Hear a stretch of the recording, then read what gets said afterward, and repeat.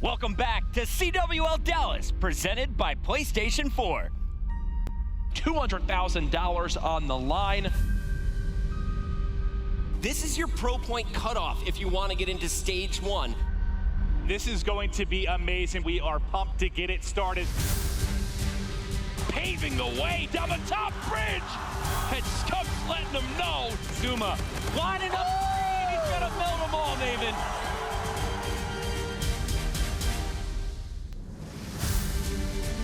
The gunfight victory. It's an ace for Europe's best. 8 in a row. He can do no wrong. My goodness, he can find it. There we go. And they have done it. Shooting lasers here. The three-piece that Nobody can stop this man. Oh my God!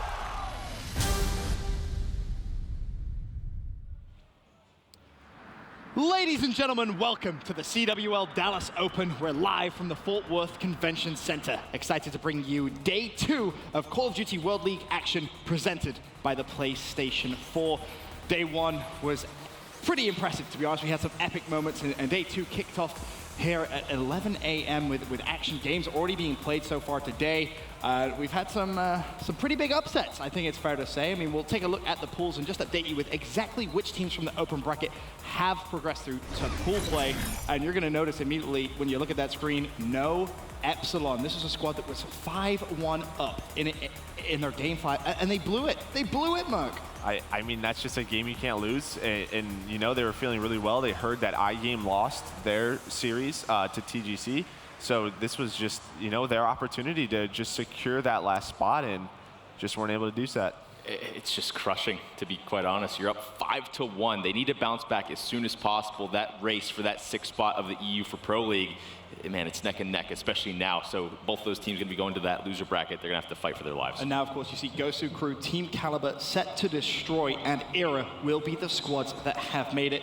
Chance, is that a surprise to you? Any surprising names there? Yeah, quite a few. I mean, all the teams we kept on talking about being on the bubble, you know, Legions, we kept throwing their name out there. Yep. They just didn't make it through. So Air is a pretty big surprise. Set to Destroy is a pretty big surprise. And of course, just the fact that Epsilon, that #1 seed, not making it through, that completely changes just the seeding of everything. Everyone gets bumped up a spot, so everything's out the window now. No Epsilon, no Allegiance, no Evil Geniuses. It's definitely been a very interesting open bracket, that's for sure. Of course, more on the line than ever before here at the CWL Dallas Open. For now, though, let's take a look at today's schedule so you know exactly when your favorite teams will be competing. Of course, we're going to kick things off on main stage. Cloud9 versus Team Kaliber.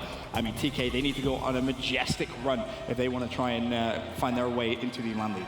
Yeah, and I think this is a pool where they could do some damage, you know? I mean, obviously they have to go versus Cloud9, E United, Millennium, but, you know, these teams have lost some close games, and, you know, TK, there's a bunch of veterans who knows, they could go on a miracle run. I think they have to place like top 4 or something if they want to make it into that LAN league, but if there's a team that could do it, why not them? Very, very true. Well, I'm excited to kick day #2 off. We can set it down to the wonderful Chris Bucket, joined by Maven for TK versus Cloud9. Thank you, Benson. It is day 2. How you guys feeling out there? Oh, we're waking up already here in Texas. I like it, Maven. Yeah, this is going to be great, man. Day 1 was amazing. You know, as good as Atlanta was, as many storylines as there were, it's one of the best events I've ever been a part of. This just seems to set the stage even better with what's around the corner with stage 1 and still the $200,000 prize purse here. Absolutely. We know a lot of teams are locked in. A quarter of the squads for stage 1 already there. Some teams that we think will probably be their Cloud9 in that list. Team Kaliber, they are the long shot this weekend. And if you look at this matchup, this is one they could potentially win against C9. What's interesting here, I mean, what's poor for Team Kaliber, Retaliation is the best game mode for Retaliation Hardpoint for Cloud9. They've been lights out on that mode. Talking to Aches, that is one of their favorite modes in the game. But Scorch, Search, and Destroy, their worst S&D. Throwback Uplink, their worst uplink. And when you get to Crusher, Search, and Destroy, also a map they haven't won this weekend, if somehow you're Team Kaliber and you can steal map 1, you've got a very, very good chance here. But again, you're going up against one of Cloud9's best. Team Kaliber, throughout Call of Duty's history, when they broke out onto the scene, this was a mainstay. This was a squad you would expect to finish in the top 6. Infinite Warfare has not happened yet. We're very familiar with all 4 of the faces on this squad. And when we talked about the bubble teams, they were just outside the bubble. They were below ALG. They have to have a massive event. I'm talking top 6, top 4 if they want to get into stage 1, Maven. And this is their start. You got to start with a big win against Cloud9. Hey, it's March Madness, right? It's the month of Cinderella stories. If you're going to do it, it's got to be now for TK. But like you said, you need a dream run. You're looking top 8, top 4. You have to be in contention, but let's get it going, buddy. Absolutely. Starting things off with the man who clutched up in the first hard point we saw on Bravo stream. It's Colchan leading the way for Team Kaliber on the bridge. Well, Colchan is trying to play his life here, get what vision he can as he's going to be playing bait for his team. Worried about the flank, but right now going to be contested. Peeks the edge and will drop immediately. You see the kill feed coming through right now. It's going to be all Cloud9. And this is a map they can play well. And Aches, even though what's interesting, he's been lackluster in respawn for the team in that he has the lowest KD, but he's actually been their top KD in Search and Destroy. But this map is one where we've seen some heroic performances out of him, and he is 5-0, baby, to start it off. And I like that he backed down from that last fight. He realizes I'm already at 5 kills, 250 points. That's 2 kills away from getting my score streaks, and he's going to challenge Theory. A big pick there is going to keep this an even playing field. 10 points remain, but now you'll see the rotation going down on the other side of the map. It looks like Cloud9 will pick up the final 5 seconds. Yeah, no one got a real early setup here, so it's going to be a battle for lower street. Looking through a window is Theory, trying to find some kills. Gets a nice one there at Bike and finds a second. No, Ake somehow barely living there at top plat, as the gunfights start to get hot and heavy for control of our second hard point. And we've seen a bit of Cloud9 on the main stage, and even though we're in the lead here with C9, I'd love to see what's happening with Team Kaliber. Gunjar is one of those players that kind of just broke out as a star assault rifle. He is now at 2-5. Colchan, one of your best slayers on this squad, an awful start at 1-5. Yeah, they've got to pick it up. And, you know, the one advantage you have as well, if you're Team Kaliber, is the fact you've already got a series under your belt, right? You got a little bit warmed up this morning. You get into a groove, and we know how streaky some of these guys can be. That's the one advantage you take in. It's just tough, again, that you come into one of Cloud9's best modes. Cloud9, this is their first match. Team Kaliber was able to dispatch the former Team 3G, now playing as iGame, to get into this pool. They're a bit warmed up, and they finished very strong in their most recent hardpoint. Right now, they're trailing by 1, should be able to tie this one up, as we will see Cloud9 set up first, though, in the Cathedral. How is TK going to be able to break through? Yeah, Cloud9 had their ideal setup, but with Assault getting picked on a 3-man flood through market, it's going to open things up. Now a pinch possibility. First one in, drops. Theory falls as well. Ricky and Lacefield getting it done, but contesting it's going to be Gunjar, tries to wrap the edge. And as he finds Ricky, look where you're spawning now from Cloud9. But what's interesting, you're actually, the time even works out because 2 players from Team Kaliber actually spawn further out, so you've got a bit of a 4v2 here to try and retake. A little bit tough to see there on the minimap. Dark blue, of course, Team Kaliber. Your light blue, the teal, is going to be Cloud9 in this one. And if you look at that kill feed in the bottom left, it's all the light blue. Cloud9 wins the second fight. They'll pick up the final 20 seconds. Team Kaliber will be set up for Broken, but I wouldn't be surprised to see Aches and Lacefield break this setup immediately. And Chris, we see Assault here at 10-3. He had a 7 streak earlier. He's got a 1.28 KD in respawn right now. He has been the one constant for this team when it comes to slaying. When you get Lacefield matching him, that's when they win. You don't need the big performances from Aches and Ricky. You need your dynamic duo on Lacefield and Assault to go in hard carry mode. And right now, you're getting that early from Assault. Still about a 15-point game, Team Kaliber. Holding down Broken very well so far. Happy has been a key player. Finally, he is removed from his power position. 3 up versus the 2 players from Cloud9 who are now inside the hill. I think TK is going to give up the last 30 seconds. They'll make one last push, but I don't see them breaking through. Now let's talk about Team Kaliber getting in here. We know they need the Cinderella story. They need a deep run, but let's talk about its impact kind of on Europe a little bit, Chris. We step back to the global scene. When you look at the 4 teams getting into pool, so many European teams so close, but just come up a little bit short. And that's been the scenario in some of the Game 5s for their top teams this weekend as well. EU keeps getting close, but just can't close. Absolutely. I was really surprised after iGames lost that first game. They were able to battle back, dominate Team Kaliber in the search and destroy. But then it seemed that TK just kind of outpaced him. Epsilon, another squad, we talked about them being on the bubble, trying to chase for Fnatic's spot in the stage 1. Instead, they bomb out in their Game 5 after being up 5-1. 2 terrible chokes in the last and biggest round of the tournament, arguably. And both of these teams, we should mention, could still make a loser's bracket run. That would be insane. But the squads that are now in a great position, you're looking at teams like TJC from North America. Even Team Kaliber now has some life in this tournament. And Team Kaliber, you know, they've got that big fan base. They have the history behind them.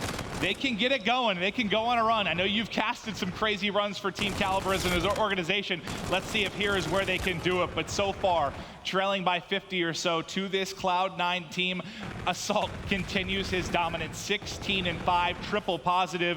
And Aches, when he's doing well, when you have him sitting positive in respawns, you know things are going right. Yeah, he started off 5-0. He slowed down a little bit since then, but Lacefield has been there to pick up that weight. 15-9 for Lacefield. Assault, the other young star, plus 10 at this point in the game.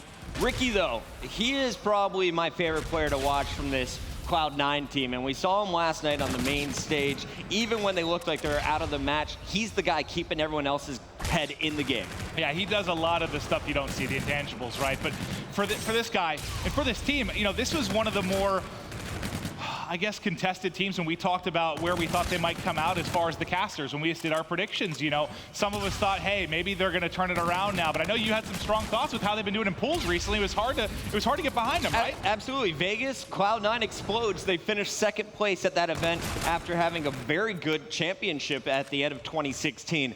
But then the next 2 events, you win 1 match. In all of your pool play games, that's awful, especially considering the seed they had coming into both Paris as well as Atlanta. I wrote them off. I said they're no longer a top 10 team in the world. I didn't think there was any chance that they would be making it out of Pool B. But their win over Millennium last night has given Cloud9 a fantastic opportunity. All they have to do now is not choke against TK in this series. And well, honestly, if they win this, they're definitely in the top 2. Even if they lose, they've got a chance with tiebreakers to get in as well. But the reason I felt that Cloud9 could make this run happen is because the Millennium team, I mean, as much as we talk about them being the top team in Europe, they have been played amazing.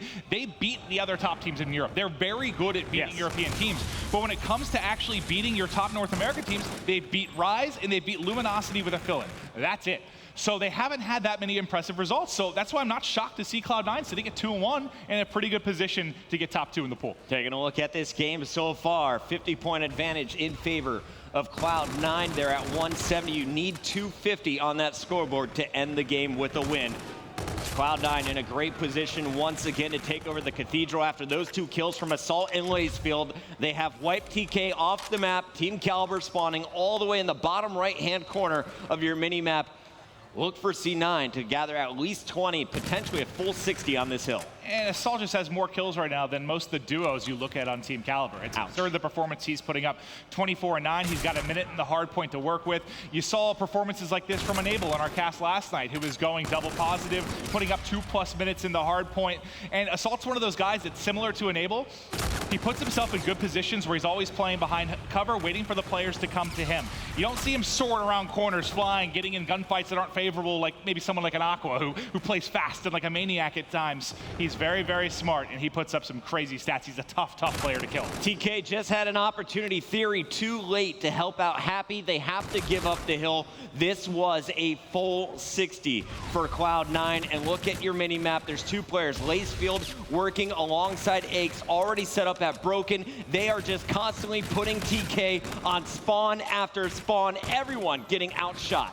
And this is what you need. The performance from these 2, 22 and 16 for Lacefield, 27 and 10 for Assault. They drop double 40 bombs in a throwback hard point to get a win. They are tough to beat when these guys are on. But that's the scary part for Cloud9 as well. When they're not destroying like this, they're not winning. But the fact is, they're capable of every game when they're in the right mindset. Another 5 streak for Assault. He's going for trip positive. 30 and 10 would be the score after he lands his next kill on Gunjar. He's been spotted. Lacefield will clean up that kill. TK, they are 20 points away from losing game number 1.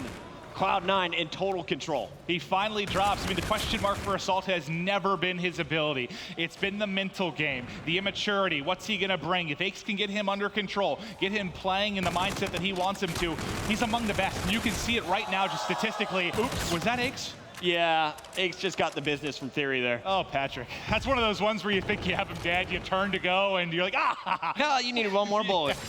Tough one there, but they look to be cementing this game, just about to break the 240 mark. They've got control of Hotel Hallway, and you're seeing why this is one of Cloud9's best hard points. Yeah, even if Theory got pumped up after that kill on Aches where he just turned and burned him, Aches can just point at the scoreboard, Maven. This one was a one-sided affair from start to finish. 250. Cloud9 scoring first. And that's one of the more insane statistical games we've seen from a player. You got to think with Assault. What was it, 32 and 13? That's nuts. I mean, just the low number of deaths. And I know this is a map and mode where it can play a little bit slower, you can play at range, and that type of performance is possible, but that's insane stuff. You see the smile there. He's locked in, and Cloud9 looks great. Absolutely. Cole Chan, the Star Slayer here for Team Kaliber, off to a very slow start. You need him to show up in the upcoming uplink. That'll be game 3. We'll have another hard point if it goes to a game 4. So TK still with the chance to win 2 respawns, and it's going to be on maps that you mentioned. Cloud9, not their best. Yeah, I reached out to a lot of the pool play teams just to get their weakest maps and modes. And when if I believe game 2 and 3, Pat sent me 3 game modes that were their weakest. Those fall on games 2 and 3. So that's why I was saying, if you're Cloud9, you had to win game 1. If you were going to steal the series, if you get game 1 for TK, you're looking pretty. But it went how we kind of expected. Now it's going to be interesting, though. This will show, is Cloud9 a better team than TK right now? Or have they fixed these maps and modes they struggle on? Is a big question mark for me.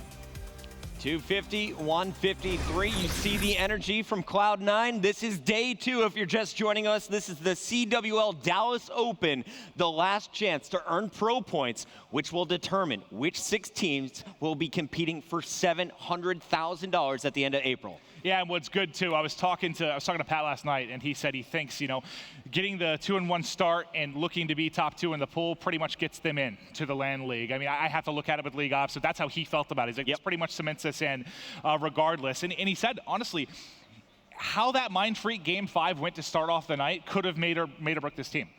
They won that. He's like, we got our confidence back, we got our swagger. Everybody got a Game 5 victory, yes, right? Yeah, if they didn't win that, though, this pool could have looked very similar to what we saw in something like Atlanta or ESWC, but getting a big win like that in a clutch scenario, he said was huge, especially for the young guys in his team. Everybody, welcome to the venue. It seems Texas is waking up. Our crowd's starting to fill in. How are we feeling after that game 1? You guys ready for some search and destroy? That's right. We're going to get some T-shirts out here, Maven. We're going to be giving out goodies all day long. I love goodies. Yes, I do. I need more T-shirts. But taking a look at Cloud9, they look focused. They look ready. I don't know. I'll be honest. I feel like in the past I've been very familiar with the playstyle of Team Kaliber, watched them a lot, seen them throughout the year, but due to the fact that they've kind of been on the outside looking in, this is probably the least I've casted Cloud9 or watched these players over the course of the year. I mean, thinking back to the CWL last year, Cole Chan was one of my favorite up-and-coming players. I was hyping the hell out of him. I loved watching him play. He was good with the sniper. He was a freaking respawn, and I wanted to watch him develop more, and I haven't seen him play as much just because they haven't made it far enough. Yeah, this has been an open bracket team since day 1 of Infinite Warfare, basically. You saw what they did at the end of Black Ops 3, had a pretty good run at Call of Duty Championship there, but this time around, the new game, they were one of the squads that just got off to too slow of a start in the online tournaments. They came in with a lower seed. They've run into some big dogs, but also you have to look at Atlanta. That was a tournament where they had a chance to just earn themselves a great spot, get into pools here in Dallas. Instead, they bombed out of the open bracket. Here, they seem to be getting it done, and it's just that we'll keep highlighting it. The big storyline of the series, as much as, it seems like Cloud9's kind of got some control over this pool, but TK, can they make that run? It's not going to be an easy pool, because you've just got a lot of tough teams with Millennium, with the United, with Cloud9. Top 2 looks to be nearly impossible, but if you think one organization might come out and surprise you, this is on a short list. TK could help out Millennium as well in this group. If you beat Cloud9 here and get a second win, you're forcing potentially a 3-way 2-2-2 tie. We'll see how that all sorts out. We are going into game number 2, though, in the best of 5. Your first match here on our Alpha stream. It's Cloud9 and Team Kaliber from Pool B. Search and destroy on Scorch already. We're going to see the sniper come out, and it's in the hands of Lacefield. And just to reiterate, they did list this as one of their weakest modes, and they have not played it yet this weekend. But does not matter. Lacefield, when he's on point, one of the best, and cuts down Theory with the snipe cross map. I love that pre-aim. He made sure he was in a position where no one's really going to get a clean shot on him, able to punish a wall-running Theory in your first 30 seconds. 4-on-3 advantage for Cloud9. They're also the team with the bomb control, so they can dictate the movement around the map. And it looks like they were going to feint moving towards the top of the map. Lacefield and Aches are going to call out, well, the bottom half is wide open. Start the rotation. Lacefield's going to lead the charge. Aches has been set up there, fortifying the position. This should be an easy plan. Yep, you saw the minimap. Aches was just looking over this bomb site saying, guys, it's good, time to rotate. Let's get this bomb planted and get set up. You got Lacefield looking across into observation deck. He's got a nice angle with the sniper, but it looks like 2 players want to go over the top and try to take the gunfight. That's going to be them taking out Ricky. Aches there, at least able to trade 1 kill. Now it's going to fall on the sniper Lacefield here. Shot looked good to me, but not able to connect. He's getting flanked now from behind as well. This pistol so deadly at close range. Can he get the shot on? There's 2 now to deal with, and he is dropped.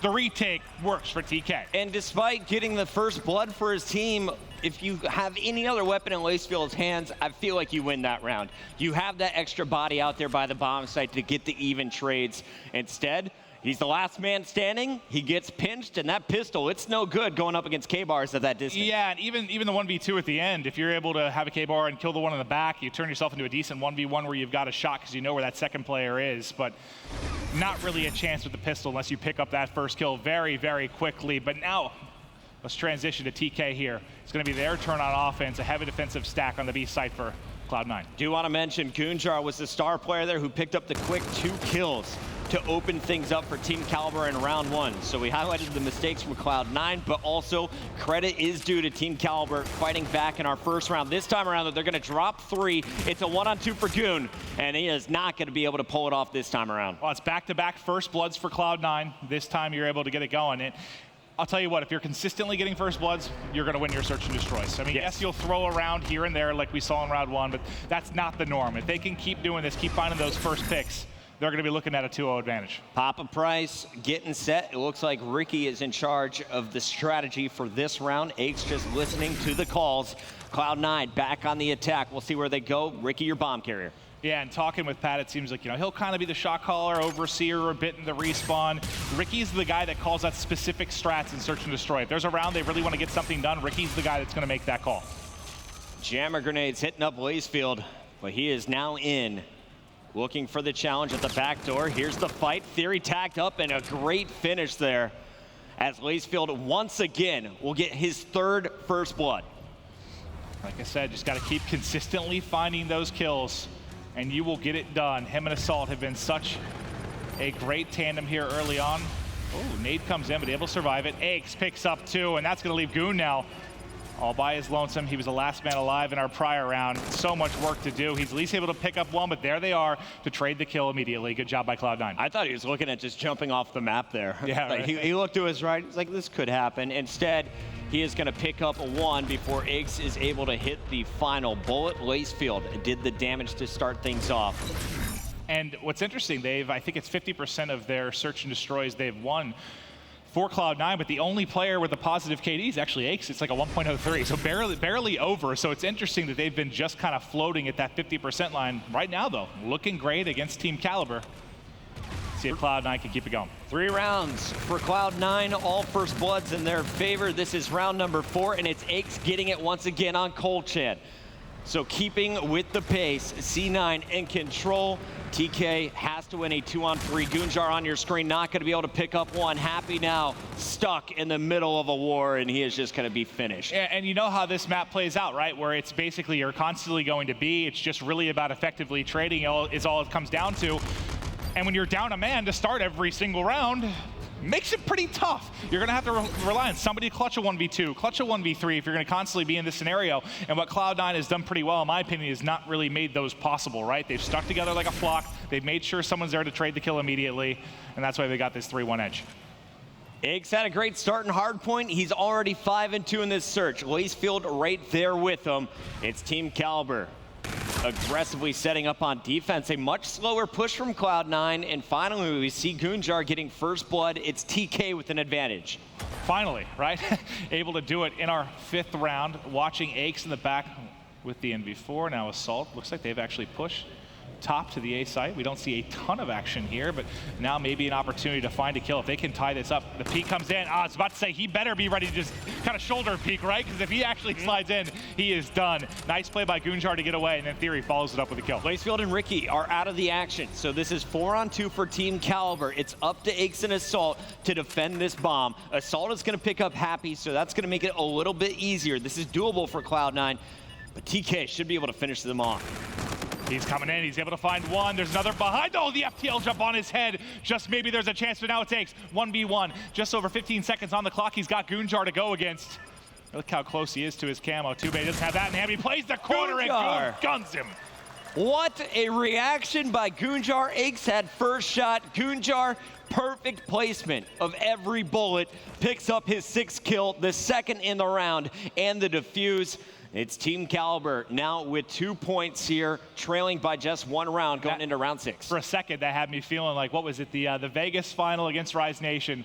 It was the game 5 in the final going up against Rise, and it was a 1v4 for Assault that he almost pulled off. It was one of the more absurd plays. I started to get flashbacks of that just for a moment when he got the 2, goes to turn with the FTL jump, but just comes up a little bit short. Yeah, and if you lose a 4-on-2, you're probably not going to feel good about this game.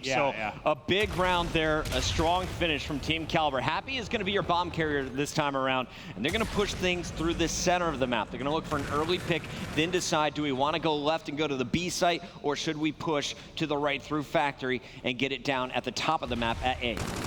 And that's going to be another first blood now coming in for Team Kaliber. They've turned that around after 4 straight rounds for Cloud9. Seeing some love for TK in that regard. Now, who's number 6? Looks like Holchang kind of at the bottom of the map is starting to peak with Gunjar, as they're looking to be aggressive here and make a play. A really passive defense right out from Cloud9. Theory also watching their flank is going to be positioned in the middle of the map, so Cloud9 has to funnel straight into 3 crosshairs, and Happy is picking them off one by one. 2 kills for him. Theory got your first blood. Last man alive now is Assault for Cloud9, and he has to get the 1v4 clutch. Not gonna happen. He's shredded, and we have a tied game. TK coming alive when it matters and bringing it back. It looked like Cloud9 might run away with it, right? That they might just steamroll them here in game 2. But again, one of their weaker maps and modes for Cloud9. You have a good opportunity for TK to bring it back and tie this series up 1-1. And when talking with Cloud9, you know, one of their weaknesses has been just the high emotions they have. They tilt very easily. You know, a couple things go wrong. They aren't able to regroup. Some bickering starts. It's just an emotional squad. You lose a couple rounds here. Is that going to start to happen? Into round 7, your swing round here in the Search and Destroy. It's Assault with first blood. Ricky is there as well for Cloud9. So 4-on-2 advantage. Kolchan and Gunjar on defense need a miracle here. How are they going to get past the swarm? You see all 4 players at C9 currently stacked up at that drill. Well, here comes the peak, trying to get an angle. They know the entire squad's here. That first kill is huge. As the push comes in, are they able to do the bait and switch? They are for a moment, but just too much. I mean, you had one more guy there, you probably make that work. 2v4, just a little bit too much to handle. I thought they actually had it for a moment, but after getting the bomb down, it's the E-Rad up close and personal. Able to pick off both players. Ricky getting the job done in your round-ending kill cam. So Cloud9 back in control. They are 2 rounds away from going up 2-0 in our best of 5. That's a nice round win from Cloud9. Stop the bleeding. You lost a few in a row after feeling very confident in this one. Now you get another on the board. But it's going to be TK back to offense. You saw the angle, though, for Lacefield as he was peeking across mid-map through the bridge. Kolchan, who I believe he got eyes on for just a moment. TK trying to get control of B in mid-map right now. And this bomb carrier is going to have to run. Scarab coming out as the score streaks are now being used by Cloud9. Bomb will not be able to go down at B. You are down a man. This is not looking good for TK. Now you need to rely on not just one pick, Maven. You need 2 to open something up on the map. And another thing to point out, talking about picks, has been Lacefield. I believe that's his 3rd first blood that he's able to find there. So that's instinct in positioning. Him doing a great job just finding those one-on-one gunfights, and he can win them.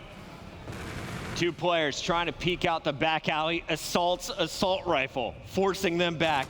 But now, B-bomb site's wide open. Theory has distracted 4 players at the top of the map. And the fact he's still alive, right? They're just hunting him down. If he finds a kill here and gets away, all right, so they're able to finally cut him down. Going to be another 4v2 for Cloud9. Going to fall on Happy and Goonjar of Team Kaliber to try and bring this one back. They at least get the bomb planted. Goon in a pretty solid position here to at least find a kill, but I mean, all they got to really do is fly at him right now. The key flank here is coming in from Happy, though, and he's got to pick up 2 at least. Only gets 1, will not be able to get the reactive off, and instead, it is Cloud9 going up 5-3. They're going to wait out the clock here as Aches is going to get the defuse. Ricky has a payload to work with in the next round as well. This is game point. And it's just a story of having that man advantage. I mean, the only team we've seen lose a round that didn't get that first blood was the second round? Sorry, when TK came back in it, very early on. Other than that, it's just been teams getting that momentum early, getting control, and Aches and Co. getting it done so far here in game 2. Assault was a monster in hardpoint so far in Search and Destroy. Everyone pitching in this effort. Camo is available here on the attack for Aches. Is he going to use it? Ricky, once again, your bomb carrier is going to IB first, but in the last 3 attacks, Cloud9 has definitely slowed down their aggression. Assault is going to look at the top. Didn't see anything quite yet, but they're going to let TK kind of force out some errors here. Oh, you have it's Assault. I want to see what's Assault POV look like, because he should be, oh, he just rotated out. Well, I was going to say, timing might work out really interesting there with him and Goonjar. But now they start to wrap back. Depending on the timing from Goonjar, if he pushes through, might be able to make a play, but it's Aches going forward with the camo, finds the first kill, tries to slide in, look for the second, shooting everywhere, finally gets it. I thought his shots were everywhere, but Happy gets just enough done. It was reactive armor there that kept Happy alive for a moment. Goonjar now, though, the last man standing, 1 versus 2, has to take out Aches and Assault. And now you'll see the opportunity. Gets 1, has no idea where the second is. Spots him in the window. Is Assault going to clutch this, or will Goon force a round 10? Time on his side, 15 seconds left. He just ran right by him. He just ran right by him.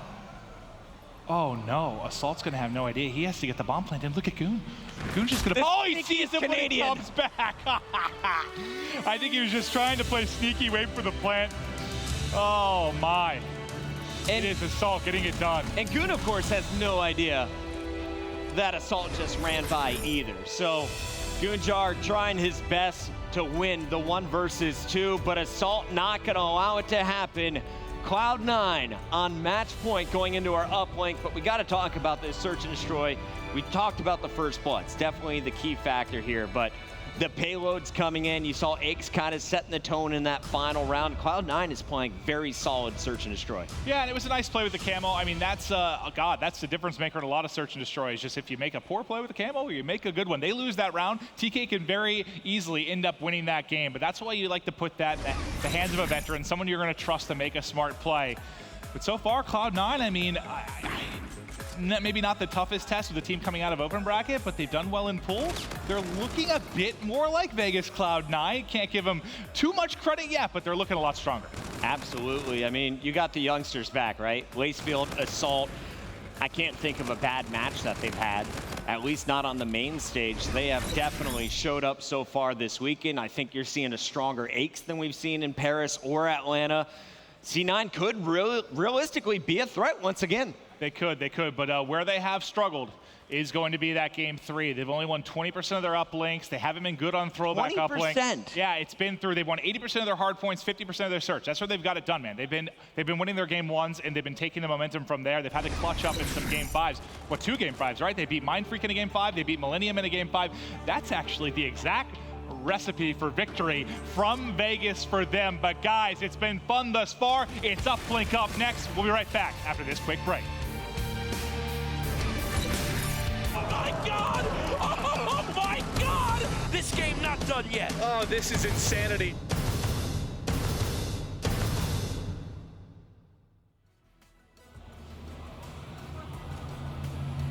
Is Team Kaliber taking on Cloud9 once again. We haven't seen it for 2 events, but we got it here in Dallas after making their way through the open bracket. Team Kaliber finds themselves in Pool B, and their first challenger on the main stage today is a squad looking to reclaim their spot amongst the big dogs in Call of Duty. That's, you know, I forgot about that. The matchup, because that went to the game 5, right? Where Cloud9 almost threw like a 2-0 edge. It was almost a reverse sweep, if I remember correctly. So that was kind of what propelled their weekend, sort of like Mind Freak did here. A crazy series where you clutch up. They're actually pretty darn similar when you think about the roads they're doing. They're getting it done through the game 5s. But again, Uplink has been their worst mode. I have to correct myself. It was 33% they've won. Still not a great number. But throwback Uplink, Pat said it's one of their least favorite modes to play. It's one of their worst modes from a result standpoint. Why do you think that is? Like, what is it about Cloud9? Because if you look at the squad, throwback has been one of their strengths, at least when it comes to hardpoint. Interesting answer. I got throwback Uplink from a lot of teams. I don't think teams like the way it plays. I think maybe usually if they feel it's inconsistent at times, that might be why that is. But actually, that was probably the one I saw the most, really, was throwback Uplink from an Uplink standpoint. So I don't know if it's specific to Cloud9 or more just a feeling from kind of the North American teams. So we talked about reverse sweeps. Team Kaliber needs one right now. You can't let Cloud9 go 3-1 in their group. They will definitely be advancing into the bracket if that happens. You need to turn it on right now. You need all 4 players to outslay. You have to stop Assault coming into this game, in my opinion. You do. And if they get a 3-0 in here, Cloud9, I mean, who knows if TK somehow were to upset a United or if something happens with map count. I mean, I have to look at the exact outcomes, but a 3-0 would be big here for Cloud9. Even getting 2 maps, I think if they were to somehow get reverse swept here, you're still probably looking okay. But TK, man, you need to get a win. You got to start feeling good, build some confidence. It's one thing to get through open bracket. It's another thing once you start going up against the world's best. There's a look at Theory. One of the oldest standing members of any single roster. He has been on Team Kaliber basically since day one. I've loved watching this guy. 2007. Way back. But seriously, he has been with them for a long time, and this is probably one of the teams I've enjoyed more because there was that period of time, remember, where it was just like, I swear to God, it was the same players in, same players out. Like Sharp, Neslo in, out, Gunjar out, in. Like it was, well, no, Sharp actually was probably there the entire time, but it was just like recycling, and now you bring in some younger talent with a player like Cole Chan, who I love to watch. Interested to see what they do throughout the course. And we've seen so many roster changes throughout the competitive Call of Duty scene. Team Kaliber hasn't made one in forever. Since this team was formed back in Black Ops 3, they have stuck with this squad, and they just have a lot of faith in the lineup. They haven't made many changes. They believe in this team. Can they get it done here, Maven? We need a big Game 3 right now for the Kaliber fans. Let's get it going and Uplink. Team Kaliber fans out there, they need you. The boys have got to get going, get them ramped up. They've had a long trial through the open bracket, but now it's time to bash heads with the big boys in pool play. Starting things off, it's going to be 3 straight kills for Team Kaliber. Lacefield, last man standing, is going to slow down TK just a bit, but the drone is going to be pushing forward as TK tries to set up to spawn trap. Nice defense, though. Ricky and Assault going to help break out.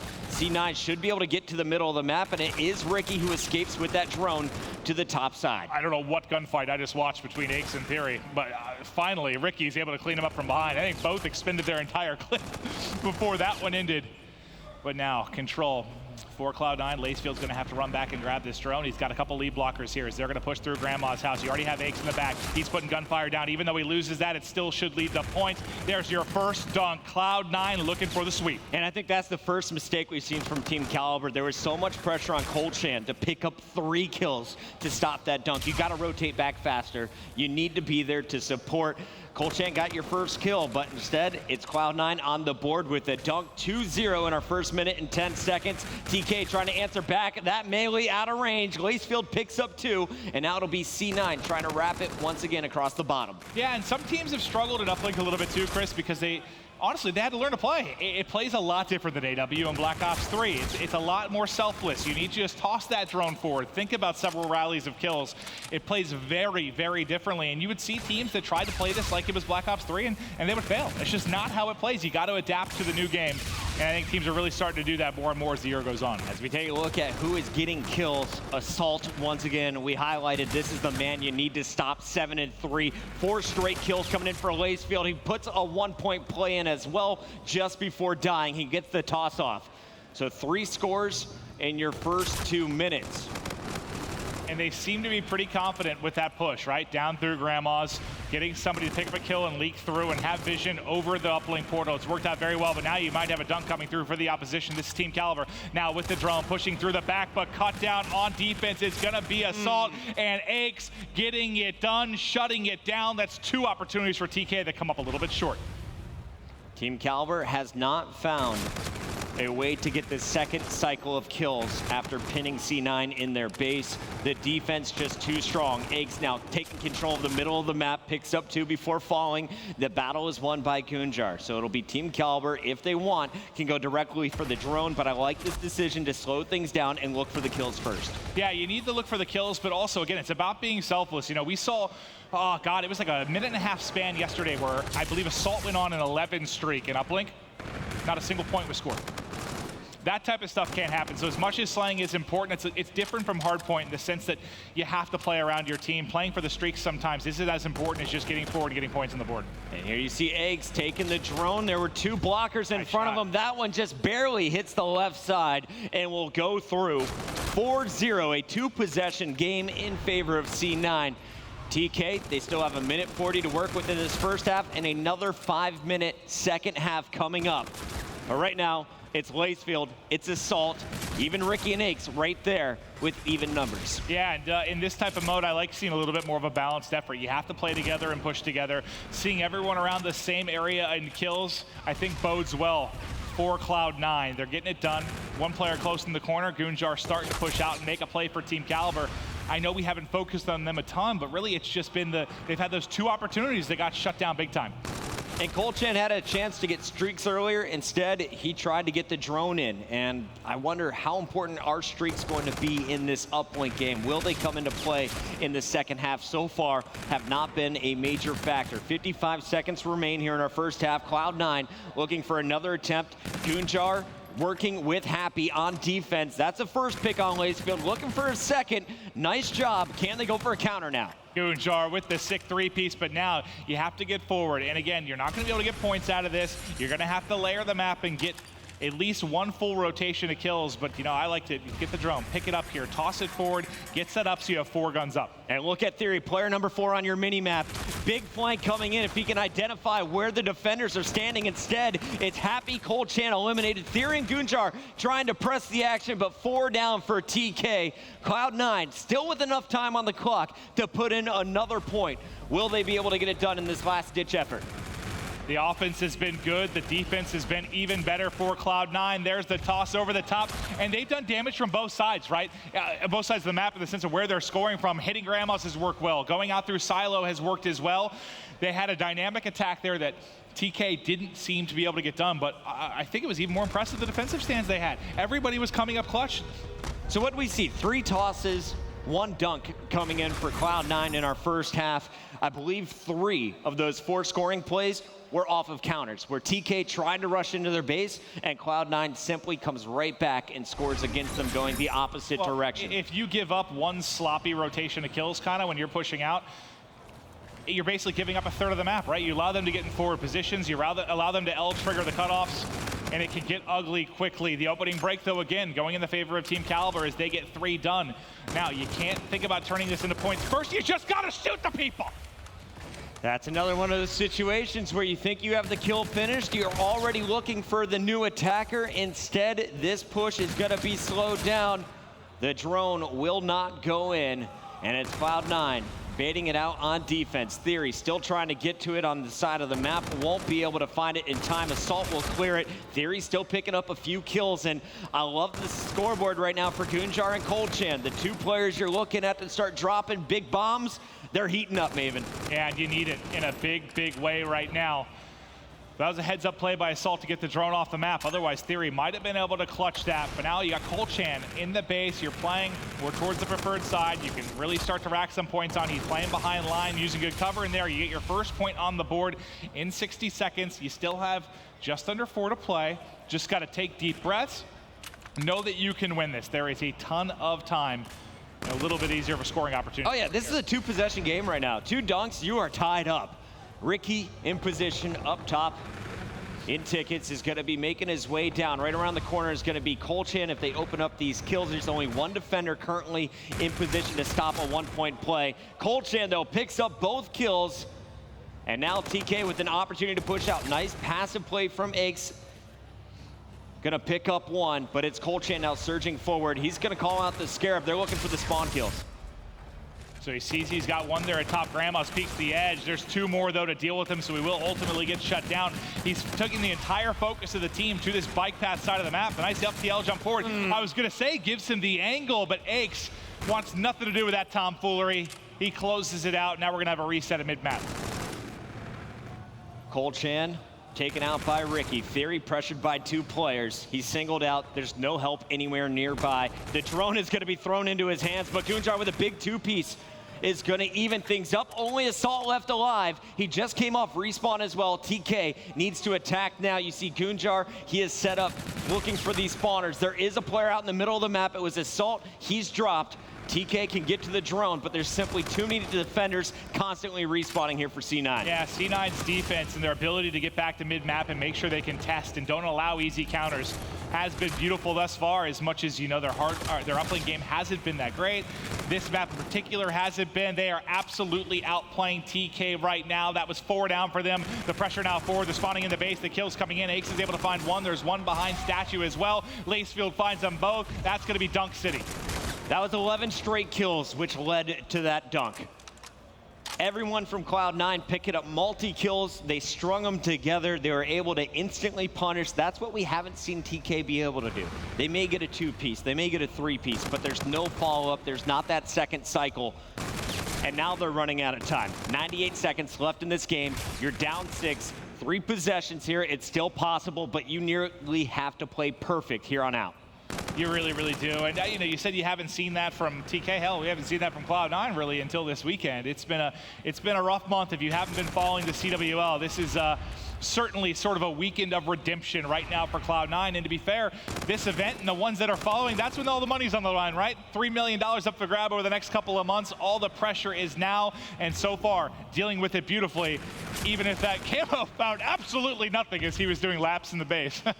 1-point toss comes in for Assault. Now it's a 4-possession game. Final 60 seconds. Cloud9 looking to improve to 3-1 in their group. It's been a thing of beauty, man. I thought this series, after I looked at the maps and modes and where Cloud9 has struggled a little bit, that this could end up being a series that goes 4 or 5 games, but they get it done. And they come in against a team that just played to get into pool play. You think it's going to be warmed up, maybe a little hot. Cloud9 wants none of it, man. Assault and Lacefield came out from the opening break in game 1 and sent a message that the players of Team Kaliber cannot hang with them.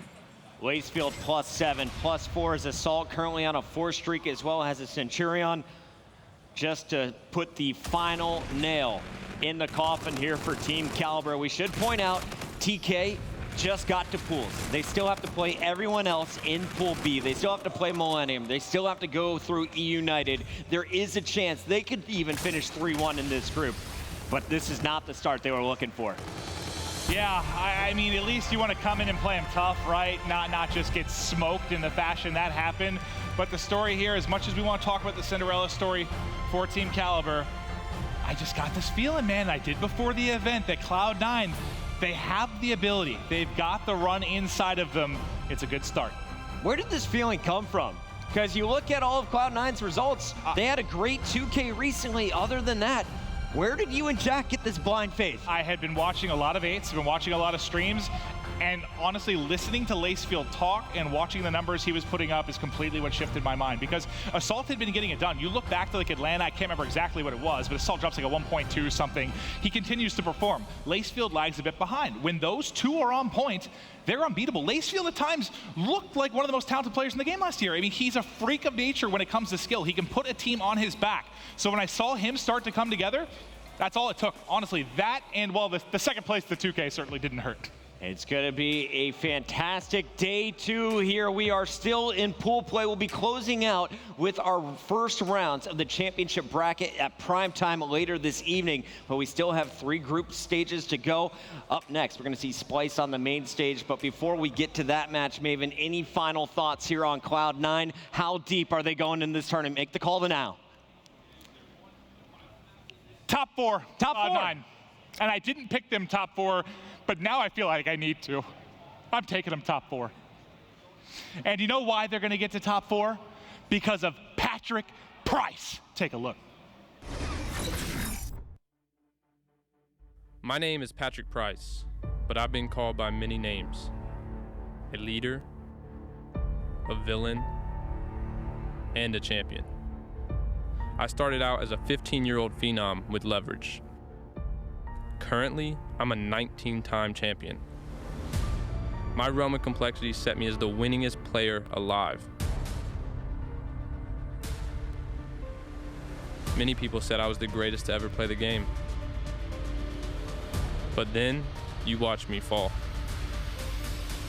I went from winning 100 grand to 100 thieves. But you never saw me break. You thought my drive was gone? But guess what? I'm back. It's time for a new reign of terror. A new dynasty in the making. You wanted the old Patrick Price. Well, here I am. I will tear down every wall that tries to stop me. Love me or hate me, I'm here to stay. And I'm here to win.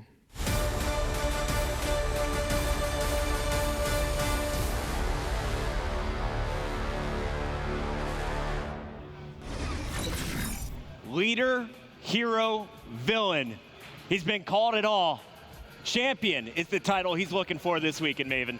He's been through it all, man. He's one of the longest competitors we have left. You know, he's been knocked for at times, maybe not carrying enough, not having the passion, but when he got on this team with Cloud9, with this roster, he knew he had something special, man, and he knows they can put it together. I know it's been very frustrating for him with the results they've gotten over the past couple events. I'm looking for them to turn it around, buddy. Absolutely. This is their 4th event on LAN and Infinite Warfare that we have seen them so far, and you can see Aches showing up big in this one, a 1.17, leading the squad with 27 kills and 5 points. A great game 3 to seal the deal against Team Kaliber. I love it, man. It's just like, as much as he can be the villain at times, the fan in me of Call of Duty and storylines, just I want him to do well. I want this Cloud9 to do well. Because Assault's even coming up with that like, kind of bad boy rep right now with some of the decisions he's making. But for whatever reason, I just want to see this team get it done. Can Cloud9 keep it going? Right now, controlling the group with the United. We've got more to come. We'll see you after this break.